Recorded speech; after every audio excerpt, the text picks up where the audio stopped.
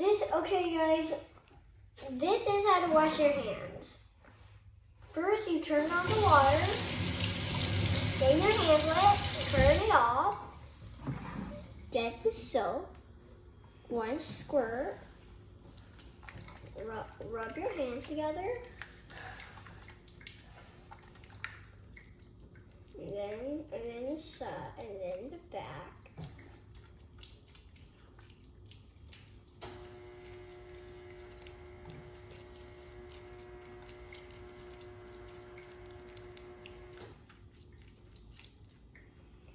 And then you do this to get the middle of your fingers.